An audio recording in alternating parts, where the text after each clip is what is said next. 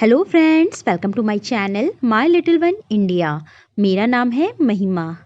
जैसा कि हम सभी जानते हैं कि प्रेगनेंसी के दौरान लेडीज़ को बहुत सारी समस्याओं से गुजरना पड़ता है, जिनमें से एक समस्या है गर्भाशय में एमनियोटिक द्रव्य यानी कि पानी की कमी का होना। गर्भ में पानी की कमी होना कई बार गर्भ में पल रहे शिशु के लिए जानलेवा हो सकता है। हालांकि गर्भवती महिलाओं को यह समस्या प्रेगनेंसी के किसी भी चरण में हो सकती है, लेकिन ज़्यादातर महिलाओं को यह तीसरी तिमाही में होता है।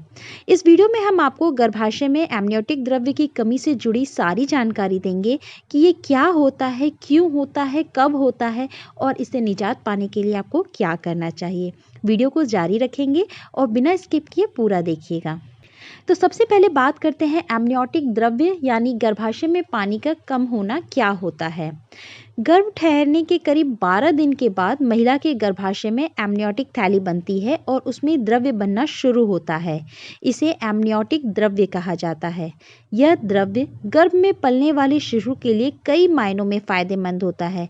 यह एक प्रकार से उसकी जीवन रक्षा प्रणाली भी कह सकते हैं और इसके अंदर उसकी मांसपेशियां, फेफड़ों, पाचन तंत्र और यहाँ तक कि उसके अंगों का भी विकास होता है। गर्भावस्था के शुरुआती चरण में शिशु को एमनियोटिक फ्लूइड मां से प्राप्त होता है। इस दौरान महिला के गर्भाशय में एमनियोटिक द्रव्य की उचित मात्रा होने की वजह से गर्भ में शिशु आसानी से घूम फिर सकता है, जिससे उसका विकास अच्छे से हो सकता है। डॉक्टर्स कहते हैं कि आमतौर पर शिशु दूसरी तिमाही में सांस लेने का अभ्यास करने लगता है। इस दौरान करीब 20वें हफ्ते के बाद वह इस पानी को निगलने भी लगता है और फिर उसके बाद पेशाब भी कर देता है। इसके बाद यह प्रक्रिया वो बार बार दोहराता है और गर्भ में एमनियोटिक द्रव्य का स्तर बढ़ने लगता है। सबसे महत्वपूर्ण बात यह है कि हमें ये जानना चाहिए कि गर्भ में पानी की कमी कब होती है। आमतौर पर गर्भाशय में एमनियोटिक द्रव्य की कमी कभी भी हो सकती है, लेकिन ज़्यादातर महिलाओं को इसकी कमी प्रेगनेंसी की तीसरी तिमाही यानी कि 36वें हफ्ते के बाद होने लगती है। यह वह समय होता है जब गर्भवती महिला का शरीर प्रसव के लिए पूरी तरह से तैयार होने लगता है। हालांकि दुर्लभ मामलों में प्रेगनेंसी की पहली या दूसरी तिमाही में भी महिलाओं को गर्भाशय में एमनियोटिक द्रव्य की कमी पाई गई है, लेकिन इसकी संभावना बहुत ही कम महिलाओं में होती है। तो चलिए अब हम बात करते हैं गर्भ में पानी की कमी होती क्यों है। दरअसल गर्भावस्था की दूसरी तिमाही के अंतिम दौर में शिशु के पेशाब से ही एमनियोटिक द्रव्य की मात्रा बढ़ती है। ऐसे में अगर गर्भ में पल रहे शिशु को किडनी या मूत्र मार्ग संबंधी कोई समस्या हो रही हो तो महिला के गर्भ में पानी की कमी हो सकती है। वैसे तो कभी कभी गर्भवती के गर्भाशय की झिल्ली यानी पानी की थैली के फटने के कारण भी उसे एमनियोटिक द्रव्य की कमी हो सकती है।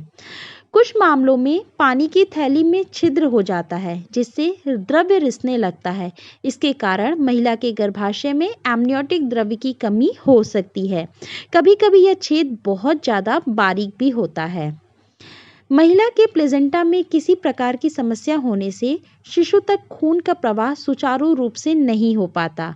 इससे शिशु के पेशाब पर और एमनियोटिक द्रव्य की पुनरावृत्ति पर असर पड़ता है, जिसकी वजह से गर्भ में पानी की कमी हो सकती है। प्लेजेंटा की कार्य प्रणाली में कोई समस्या आने की वजह से महिला के प्रसव में देरी हो सकती है, यानी प्रेगनेंसी 42 सप्ताह से ज़्यादा बढ़ सकती है। इसके कारण महिला के गर्भाशय में एमनियोटिक द्रव्य की कमी हो सकती है। या फिर गर्भावस्था के दौरान मां को होने वाली शारीरिक या मानसिक समस्याओं की वजह से भी गर्भ में पानी की कमी हो सकती है। अब ये जानना जरूरी है कि गर्भ में पानी की कमी होने के लक्षण क्या हो सकते हैं। विशेषज्ञों के अनुसार गर्भ में एमनियोटिक द्रव्य की कमी होने के लक्षण हर गर्भवती के अलग तरीके से दिखाई दे सकते हैं, जैसे कि गर्भावस्था की अवधि के अनुसार पेट का आकार कम होना, गर्भ में बच्चे की गतिविधि कम हो जाना, अल्ट्रासाउंड जांच के दौरान गर्भ में पर्याप्त एमनियोटिक द्रव्य न दिखाई देना, 32 से 36 सप्ताह के गर्भावस्था के दौरान गर्भाशय में 500 मिलीलीटर से कम द्रव्य होना या फिर योनि से एमनियोटिक द्रव्य का निकलते रहना।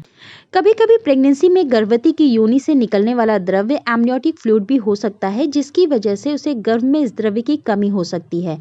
उसके कुछ मुख्य लक्षण हैं, जैसे कि अक्सर पैंटी भीग जाए, पैंटी में स्पष्ट सफेद रंग का धब्बा दिखाई देने लगे, योनि स्त्राव के साथ म्यूकस अथवा पानी युक्त खून निकल रहा हो, योनि स्त्राव के किसी भी प्रकार की दुर्गंध ना आ रही हो, या फिर गर्भ में पल रहे शिशु की गतिविधि अचानक से बंद हो जाए।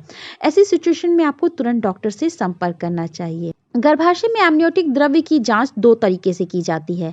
पहला है अल्ट्रासाउंड और दूसरा है खून की जांच। डॉक्टर आपकी परिस्थिति देखकर आपकी जांच करवा सकते हैं। महिला के गर्भ में पानी की कमी का इलाज उसके गर्भकाल पर निर्भर करता है। गर्भ में पानी की कमी का इलाज कई अलग अलग तरीकों से किया जा सकता है, जैसे प्राकृतिक उपाय। अक्सर महिला के गर्भाशय में एमनियोटिक द्रव्य की कमी का इलाज घर पर कुछ सामान्य से उपायों को करके किया जा सकता है। इस दौरान डॉक्टर उसे अधिक मात्रा में पानी और तरल पदार्थ पीने की सलाह देते हैं। कई बार तनाव और शुगर की वजह से महिला के गर्भ में पानी की कमी होने लगती है, जो इस सामान्य से उपाय से दूर किया जा सकता है। अब बात करते हैं गर्भाशय में एमनियोटिक द्रव्य की कमी होने से क्या जोखिम हो सकता है। प्रेगनेंसी के दौरान किसी भी चरण में गर्भाशय में पानी की कमी होना मां और बच्चे दोनों के लिए हानिकारक हो सकता है, जैसे कि शिशु के विकास में रुकावट हो सकती है, गर्भपात का खतरा हो सकता है, समय पूर्व प्रसव, मृत बच्चे का जन्म, प्रसव के दौरान कई समस्याएं या फिर सिजेरियन डिलीवरी की संभावना बढ़ सकती है। सबसे इम्पोर्टेंट ये है कि यदि आपको मालूम चल जाता है कि आपकी बॉडी में एमनियोटिक द्रव्य की कमी हो रही है, तो ऐसे में आपको क्या करना चाहिए। सबसे महत्वपूर्ण है भरपूर मात्रा में पानी पीजिए, तरल पदार्थ का उपयोग कीजिए अपने भोजन में, और हमेशा बाईं ओर करवट लेके सोइए। नियमित व्यायाम करना बिल्कुल न भूलें, ये प्रेगनेंसी में आपके लिए बहुत ज़्यादा ज़रूरी है। यूं तो गर्भाशय में एमनियोटिक द्रव्य की कमी होने को रोका तो नहीं जा सकता, लेकिन कुछ सामान्य सी सावधानियों को आजमाकर आप इनकी होने की संभावना को जरूर कम कर सकते हैं। आशा करती हूँ मेरे द्वारा दी गई जानकारी आपको अच्छी लगी होगी। वीडियो पसंद आए तो इसे लाइक और शेयर करना बिल्कुल नहीं भूलिएगा। चैनल को अभी तक आपने सब्सक्राइब नहीं किया तो तुरंत सब्सक्राइब करें। Thank you.